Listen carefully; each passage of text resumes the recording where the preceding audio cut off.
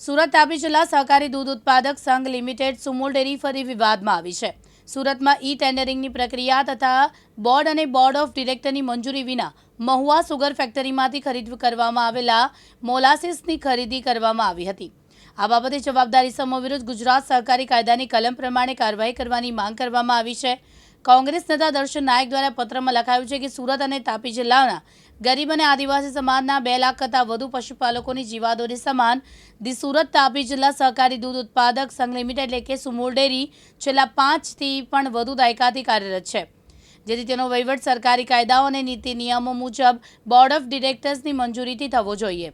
જિલ્લા રજિસ્ટ્રાર સહકારી મંડળીઓ સુરત પણ સદર સંસ્થામાં ડિરેક્ટર તરીકે હોય તો આવી ગંભીર ગેરકાયદેસરતા અટકાવવા તે બાબતે તાત્કાલિક પગલાં લેવા માટે ધ્યાન દોરવાનું રહેશે, પરંતુ તેઓ પ્રેક્ષક બની તમામ કાર્યવાહી જોયા કરે છે અને કોઈ ત્વરિત પગલાં લેતા નથી। Chairman Mahuva sugar factory, chairman custodian committee Vyara sugar, Gujarat સરકાર। હું છેલ્લા 40 વર્ષથી સહકારી ક્ષેત્રમાં અને રાજકારણમાં સક્રિય છું। બંને પાસાઓને અલગ રાખ્યા છે મેં। વર્તમાનમાં જે વિવાદ સુમુલ ડેરીમાં છેડાયો છે અને મારા છેલ્લા બોર્ડમાં કેટલાક સભ્યોએ વાંધો લીધો છે, એમાં મુખ્ય મુદ્દો કે 10 કરોડ રૂપિયા વ્યારા સુગરને કેવી રીતે આપ્યા અને કેમ આપ્યા। સામાન્ય રીતે આ 10 કરોડ સુમુલમાંથી વ્યારા સુગરને મદદ કરવાનો મારો પ્રયત્ન હતો તો કોઈ લોનના રૂપમાં નહોતો, પણ અમારી સુગરમાં ઉત્પાદન થતો મોલાસીસ, એ મોલાસીસ કે જે સુમુલ ડેરી આખા વર્ષમાં 18થી 20,000 ટન વાપરે છે, એ મોલાસીસ ગયા વર્ષે લગભગ અમને એવરેજ 12,000 રૂપિયા ટન પડ્યો હતો। સામાન્ય રીતે સુમુલ ડેરીમાં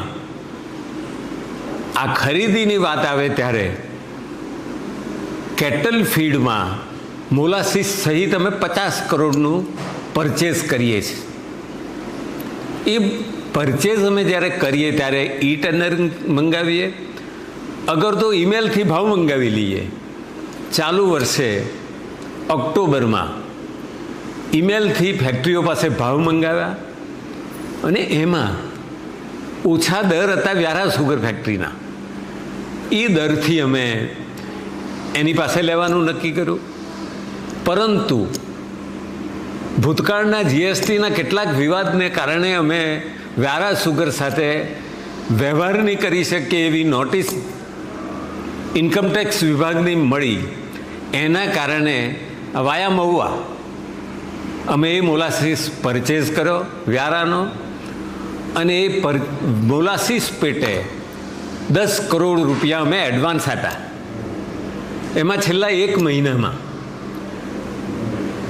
3.5 કરોડ રૂપિયાનો મોલાસીસ સુમુલમાં આવી ગયેલો છે, અને આ જાન્યુઆરી સુધીમાં એ મોલાસીસ એન્ડમાં 10 કરોડનો પૂરો થઈ જશે, એટલે કોઈ સંસ્થાની બાકી રહેશે નહીં।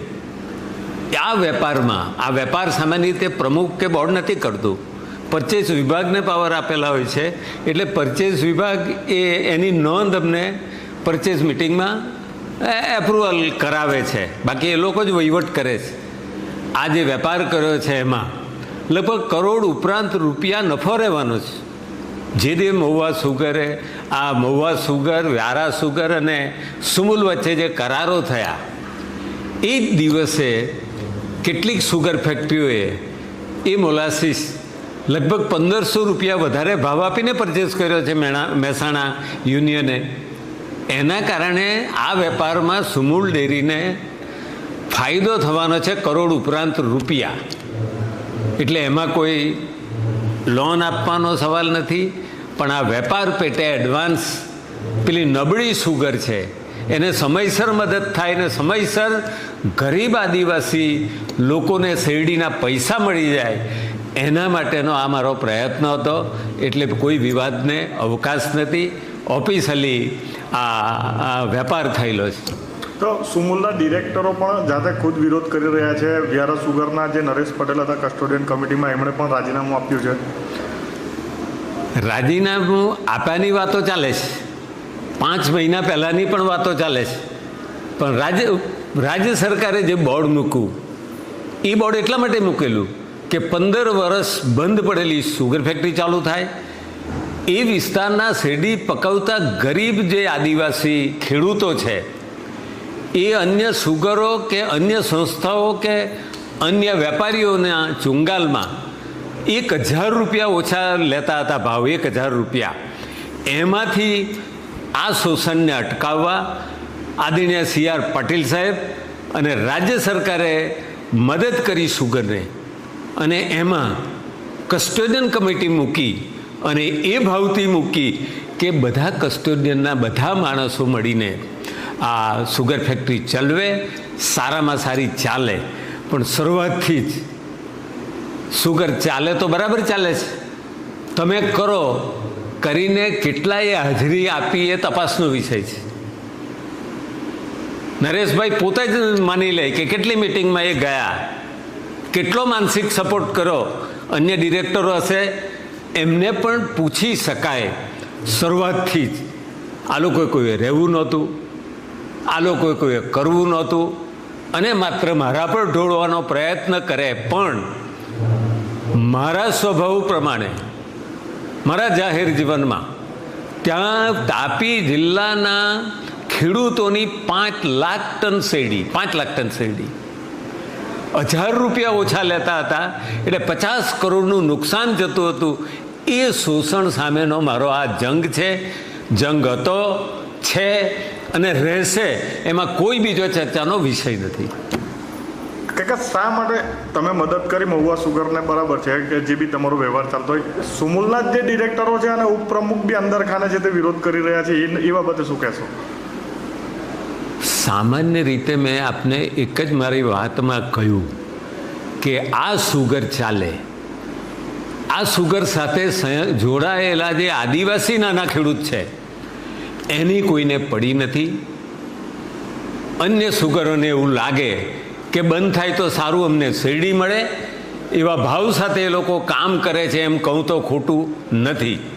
આ ઉદ્યોગને આવા માણસો નુકસાન કરી રહેલા છે. એટલે તાપી જિલ્લાના મિત્રોએ જેણે સહી કરી છે, મારા ડાયરેક્ટર તાપી જિલ્લાના પણ છે, એ મિત્રોને મેં અપીલ કરી કે આ તમારો જિલ્લો છે, આ તમારી સુગર ફેક્ટરી છે, એ ચાલે એમાં હું ચલાવવાનો પ્રયત્ન કરું છું. હું તમને સોંપી દેવા પણ તૈયાર છું. સરકાર કંઈ નહીં સોંપાવું, પણ કોઈએ જવાબદારી લઈને ચાલે. મુકેશ ગુરવ, દિવ્યાંગ ન્યૂઝ, સુરત.